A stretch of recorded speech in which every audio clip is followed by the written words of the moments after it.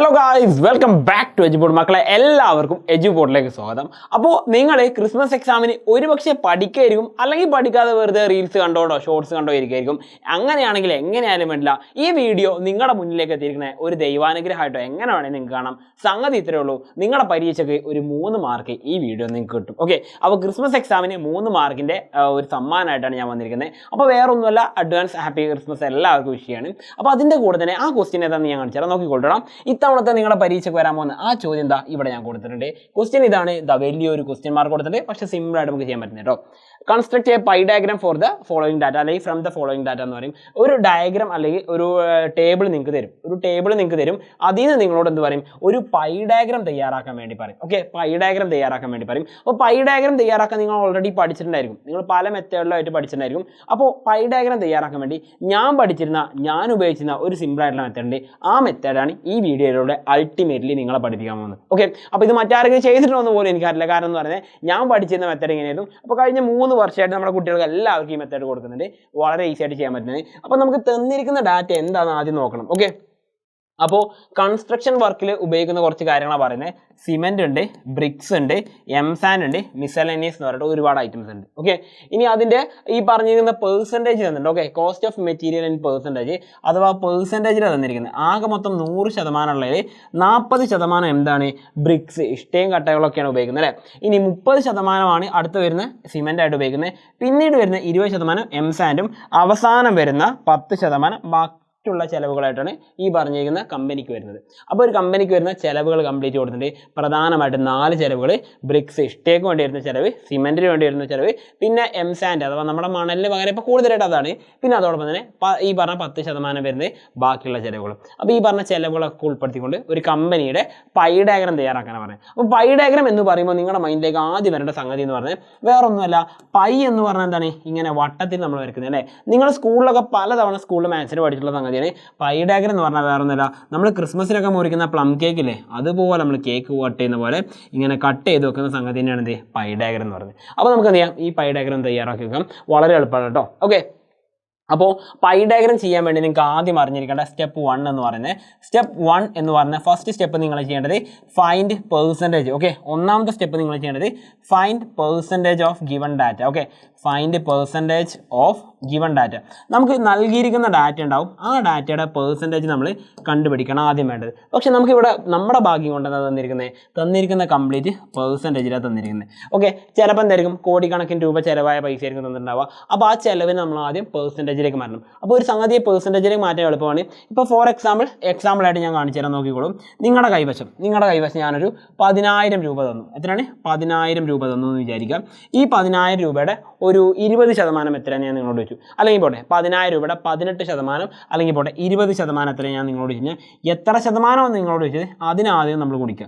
ഞാനിപ്പോൾ 20% ചോദിച്ചത്, അതിനെന്ത് ചെയ്യുക, 100 കൊണ്ട് ഡിവൈഡ് ചെയ്യുക. അപ്പോൾ ശതമാനം 100-ലാണെന്ന് എല്ലാവർക്കും അറിയാലോ. അപ്പോൾ എത്ര ശതമാനമാണോ നമുക്ക് കാണേണ്ടത് വെച്ച് കഴിഞ്ഞാൽ നമ്മൾ നേരെ എന്ത് ചെയ്യുക, ആ നമ്പർ കൊണ്ട് ഗുണിച്ചിട്ട് 100 കൊണ്ട് ഡിവൈഡ് ചെയ്യുക. അപ്പോൾ ഇനി നോക്കിക്കോട്ടോ, നമുക്ക് ഇതിനെ വെട്ടി ചെറുതാക്കാനൊക്കെ പറ്റും. നിങ്ങൾ കാൽക്കുലേറ്റർ ഡയറക്റ്റ് നോക്കിയാൽ മതി. ഈ 2 0 ഈ 2 0 വെട്ടിക്കളയാം. അപ്പോൾ 100 × 20 എന്ന് പറയുമ്പോൾ നമുക്ക് എത്ര വരിക, 100 × 20 എന്ന് പറയുമ്പോൾ നമുക്ക് ഉത്തരം കിട്ടും 1 2 2 വരും, ബാക്കി 3 0. യെസ്, 2,000 രൂപ അല്ലേ. അപ്പോൾ 10,000-ന്റെ 20% എത്രയാണ്? 2,000 രൂപ. സിമ്പിളായിട്ട് കിട്ടിയല്ലോ. ഇനി നിങ്ങൾക്ക് ഈ പറയുന്ന പെർസെൻറ്റേജ് കാണാൻ എന്തെങ്കിലും ബുദ്ധിമുട്ടുണ്ടെങ്കിൽ ഇത്രേ ഉള്ളൂ, നമുക്കൊരു സംഖ്യ തന്നിട്ടുണ്ടാവും. ആ സംഖ്യ ഉണ്ടല്ലോ, ആ സംഖ്യ ഞാൻ എക്സ് എന്ന് എടുക്കുകയാണ്. ആ എക്സിന് എന്ത് ചെയ്യുക, നമ്മൾ എത്രയാണോ പെർസെൻറ്റേജ് തന്നിരിക്കുന്നത് ആ പെർസെൻറ്റേജ് നമ്മൾ ഗുണിക്കുക. എന്നിട്ട് എന്ത് ചെയ്യുക, 100 കൊണ്ട് ഡിവൈഡ് ചെയ്താൽ ആ ഒരു എമൗണ്ട് നമുക്ക് അവിടെ കിട്ടും. അപ്പോൾ അങ്ങനെ എല്ലാത്തിൻ്റെയും പെർസെൻറ്റേജ് നമ്മൾ കണ്ടുപിടിച്ച് കഴിഞ്ഞു. അപ്പോൾ ഓൾറെഡി ഫസ്റ്റ് സ്റ്റെപ്പ് നമുക്കിവിടെ ചെയ്ത് കഴിഞ്ഞു. ഇനി രണ്ടാമത്തെ സ്റ്റെപ്പ്. ഓക്കെ, രണ്ടാമത്തെ സ്റ്റെപ്പ് വളരെ ക്രൂഷ്യലാണ്.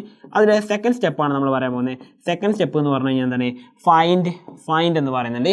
എന്താ ഫൈൻഡ് ചെയ്യേണ്ടത്? Find angles. Okay, find angular value. Okay, find angular value എന്ന് പറയുന്നത്, ഈ പറഞ്ഞ ആംഗുലർ വാല്യൂ എന്ന് പറയുന്നത് ആംഗിൾ വാല്യൂ ആണ്. ഓക്കെ, വാല്യൂസ് ഓഫ് ഈച്ച്, ഓരോന്നിൻ്റെയും ആംഗുലർ വാല്യൂ കണ്ടുപിടിക്കണം. എന്ന് വെച്ച് കഴിഞ്ഞാൽ ഈ 30%-നും 40%-നും 20%-നും 10%-നും കൃത്യമായ ആംഗിൾ വാല്യൂ ഉണ്ടാവും അല്ലേ. കൃത്യമായ ആംഗിൾ വാല്യൂ എന്ന് പറയുമ്പോൾ നമ്മുടെ പൈ ഡയഗ്രത്തിൽ കൃത്യമായ ഒരു സംഖ്യകൾ പറഞ്ഞിട്ടുണ്ടായിരിക്കും. ആ പൈ ഡയഗ്രത്തിൽ കൃത്യമായ വാല്യൂ ഉണ്ടായിരിക്കും, അത് നമ്മൾ കണ്ടുപിടിക്കണം. അപ്പോൾ നിങ്ങൾ ആദ്യം മനസ്സിലാക്കേണ്ട ഒരു കാര്യം എന്ന് പറയുന്നത്, ഈ പറഞ്ഞിരിക്കുന്ന ആംഗിൾ വാല്യൂ ചെയ്യുന്നതിന് മുൻപായിട്ട് ഞാനിവിടെ ഒരു സ്ലൈഡ് കൂടി ആഡ് ചെയ്യണം. എന്നിട്ട് ഞാൻ കാണിച്ചു തരാം. നോക്കിക്കൊള്ളണം, ഒരു സ്ലൈഡ് കൂടി കിടക്കട്ടെ. ഓക്കെ, അപ്പോൾ ഈ ആംഗിൾ വാല്യൂ മനസ്സിലാക്കുന്നതിന് മുമ്പായിട്ട് എൻ്റെ മക്കളൊരു കാര്യം മനസ്സിലാക്കണ്ടേ. ഞാനിപ്പോൾ ഒരു പോയിന്റിൽ നിൽക്കുകയാണെന്ന് വിചാരിക്കാം. ആ പോയിന്റിൽ നിന്ന് ഞാൻ എന്ത് ചെയ്തു, ആ പോയിന്റിൽ നിന്ന് ഞാൻ നേരെ യാത്ര തുടങ്ങി നേരെ തിരിച്ച് വീണ്ടും ആ പോയിന്റിലേക്ക് ഞാൻ എത്തി. ഓക്കെ, അതിനർത്ഥം ഞാൻ എത്ര ഡിഗ്രി തിരിഞ്ഞിട്ടുണ്ടാവുന്ന നമുക്കറിയാം, അത് 360 ഡിഗ്രിയാണ് അല്ലേ, 360 ഡിഗ്രിയാണ് തിരിഞ്ഞിട്ടുണ്ടാവുക. അപ്പോൾ യഥാർത്ഥത്തിൽ ഒരു പൈ ഡയഗ്രം 360 ഡിഗ്രിയാണ്. ആ 360 ഡിഗ്രി നമ്മൾ എന്ത് ചെയ്യണം, ഓരോ ഭാഗങ്ങളായിട്ട് മുറിച്ചിടണം. അപ്പോൾ ടോട്ടലി പറഞ്ഞ എല്ലാ ഡിഗ്രിയും കൂട്ടി കഴിഞ്ഞാൽ എത്ര കിട്ടാൻ പാടുള്ളൂ, 360. ഉദാഹരണത്തിന് നമ്മളിവിടെ ഇതാ നോക്കി, ഞാനിവിടെ ഒരു 3 കഷ്ണമായിട്ട് മുറിക്കുന്നത്, എ ബി സി, ഈ 3 കഷ്ണമായിട്ട് മുറിച്ചു.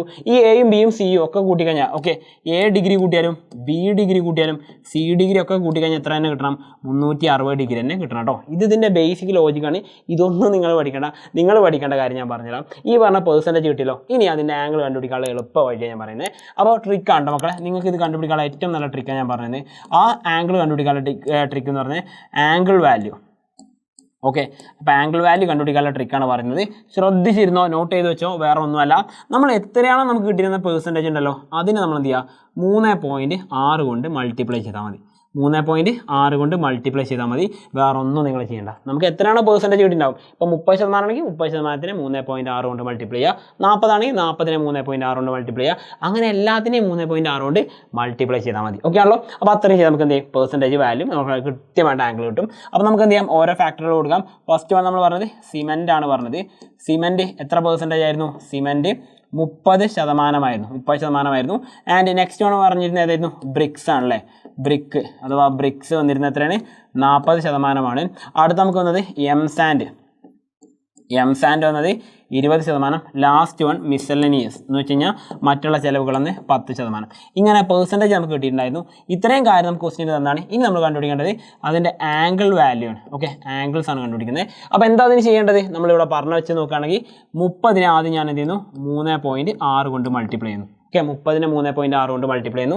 അടുത്തത് 40നെ ഞാൻ ഇതേപോലെ 3.6 കൊണ്ട് മൾട്ടിപ്ലൈ ചെയ്യുന്നു. അടുത്തത് 20നെ ഞാൻ 3.6 കൊണ്ട് മൾട്ടിപ്ലൈ ചെയ്യുന്നു. ലാസ്റ്റ് വൺ 10നെയും ഞാൻ 3.6 കൊണ്ട് മൾട്ടിപ്ലൈ ചെയ്യുന്നു. എല്ലാത്തിൻ്റെ ഉത്തരം നമുക്ക് ഇവിടെ കിട്ടും. ഓക്കെ, നമുക്ക് നോക്കാം എത്രയ്ക്ക് ഉത്തരം വരുന്നത്. ഞാൻ കാൽക്കുലേറ്റർ എടുക്കട്ടെ. അപ്പോൾ ഇനി നമുക്ക് ഓരോ കാൽക്കുലേറ്റർ വെച്ച് നോക്കാം. ആദ്യം 30 × 3.6 എത്ര കിട്ടുക, 108 എന്നാണ് കിട്ടുക. 108 ഡിഗ്രി എന്ന് കിട്ടി. അടുത്തത് 40 × 3.6 എത്ര കിട്ടുക, 144 ഡിഗ്രി എന്ന് കിട്ടി. 144 ഡിഗ്രി കിട്ടി. അടുത്തത് 20 × 3.6 നമുക്ക് 72 എന്ന് കിട്ടി. കാരണം ഈ പറയുന്ന 144 നേരെ പകുതിയായിരിക്കും ഇവിടെ കിട്ടുന്നത്. ലാസ്റ്റ് വൺ 10 × 3.6 അല്ലേ, 36 ഡിഗ്രി എന്ന് കണ്ണടച്ച് ആർക്കും എഴുതാം. അപ്പോൾ ടോട്ടലി നമുക്ക് എത്ര ഡിഗ്രി ആയിരിക്കും ഉണ്ടാവുക, 360 ഡിഗ്രി. ടോട്ടലി എത്ര പെർസെൻറ്റേജ് ഉണ്ടാവുക, 100% എന്നും ഉണ്ടാവുക. ഓക്കെ, ഇത്തരമുള്ള പരിപാടി കഴിഞ്ഞു. ഇനി എന്താ ചെയ്യേണ്ടത്, ഇനി സിമ്പിളാണ്. ഇനി നമ്മളിവിടെ ചെയ്യേണ്ട കാര്യം എന്ന് പറഞ്ഞാൽ നേരെ നമ്മൾ എന്ത് ചെയ്യണം, ഒരു പൈ ഡയഗ്രത്തിന് വേണ്ടി നമ്മൾ ഒരു സർക്കിൾ ഇവിടെ വരച്ചു വെക്കുന്നു. ഓക്കെ, ഞാനിവിടെ ഒരു സർക്കിൾ വരച്ചു വെക്കുന്നു. അപ്പോൾ അത് വൃത്തിയില്ലാത്തതുകൊണ്ട് തന്നെ ഞാൻ എന്ത് ചെയ്തു, ഒരു കാര്യം ഞാൻ തീരുമാനിച്ചു. ഈ പറഞ്ഞ സർക്കിളിന് പകരം ഞാൻ എന്ത് ചെയ്യണേ, ഞാനിവിടെ ഈ പറഞ്ഞ സർക്കിൾ ഞാനിവിടെ ചേർക്കാൻ പോകണ്ടടാ. അപ്പോൾ നോക്കിക്കോളൂ, ഞാനിവിടെ ഒരു സർക്കിൾ ചേർക്കട്ടെ. ഓക്കെ, യെസ്, ഞാനിവിടെ ഒരു സർക്കിൾ അത്യാവശ്യം വലുപ്പത്തിലാണ് ഞാൻ ചേർക്കുന്നത്. നോക്കിക്കോളൂ, നിങ്ങൾക്ക് ഇവിടെ സ്ക്രീനിൽ കാണാൻ പറ്റുന്നുണ്ടാവും. Okay, fine. അപ്പോൾ ഞാനിവിടെ സർക്കിൾ ചേർത്തിട്ടുണ്ട്. ഇനി നമുക്ക് നോക്കാം. ഈ പറഞ്ഞിരിക്കുന്ന ഒരു സർക്കിൾ ഞാൻ വൃത്തിയായിട്ട് വരച്ചു. നിങ്ങളിത് കോമ്പസ് ഉപയോഗിച്ചിട്ടോ അല്ലെങ്കിൽ വള ഉപയോഗിച്ചിട്ടോ എങ്ങനെയാണെങ്കിലും വൃത്തിയുള്ള ഒരു വട്ടം വരച്ചുക. വരക്കുമ്പോൾ ശ്രദ്ധിക്കുക, പേൻ ഉപയോഗിച്ച് വരക്കരുത്. പേൻ ഉപയോഗിച്ച് വരച്ച് കഴിഞ്ഞാൽ വളരെ വൃത്തി കുറവായിട്ട് തോന്നും. ഇനി അതിൻ്റെ സെൻറ്റർ പോയിന്റ്, നിങ്ങൾ കോമ്പസ് വെച്ച് വരച്ചാണെങ്കിൽ സെൻറ്റർ പോയിന്റ് കിട്ടും. ആ സെൻറ്റർ പോയിന്റ് മാർക്ക് ചെയ്യുക. അവിടെ നിന്നും ഒരു സ്ട്രെയിറ്റ് ലൈൻ ആദ്യമേ വരച്ചു വെക്കുക. സ്ട്രെയിറ്റ് ലൈൻ ആദ്യമേ ഒരു സ്ട്രെയിറ്റ് ലൈൻ വരച്ചു വെക്കുക. നമ്മൾ വൃത്തത്തിൻ്റെ ആരം കണ്ടുപിടിക്കുമല്ലോ, അതുപോലെ ആരം കണ്ടുപിടിച്ച് വരച്ചു വെക്കുക.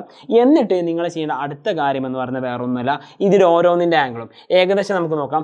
108 ഡിഗ്രി അല്ലേ, 90 ഡിഗ്രി എന്ന് പറയുമ്പോൾ ഏകദേശം ഇവിടെ വരും. ഇതായിരിക്കും 90 ഉണ്ടാവുക.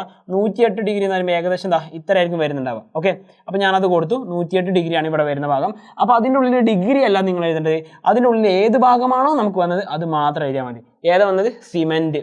നിങ്ങൾ അവിടെ എഴുതിക്കുക സിമെൻറ്റ് എന്ന് എഴുതിക്കുക. സിമെൻറ്റ് എത്ര പെർസെൻറ്റേജ് വന്നത്, സിമെൻറ്റ് നമുക്ക് വന്നത് 30% എന്നവിടെ എഴുതി വെക്കുക. ഓക്കെ, അതാണ് ഫസ്റ്റ് നിങ്ങൾ ചെയ്യേണ്ടത്. അങ്ങനെ ഓരോന്നിനെയും കൃത്യമായിട്ട് നമ്മളിവിടെ മാർക്ക് ചെയ്യാൻ പോവാണ്. ഇനി രണ്ടാമത് നമുക്ക് വന്നതാണ് ഈ പറയുന്ന ബ്രിക്ക് ആയിരുന്നില്ല. ബ്രിക്ക് 40%, അത് 144 ഡിഗ്രി ഉണ്ട്. 144 ഡിഗ്രി പറയുമ്പോൾ ഏകദേശം എന്താ നമുക്ക് 144 പറയുമ്പം ഏകദേശം ഇത്രയോളം ഭാഗം വരും അല്ലേ.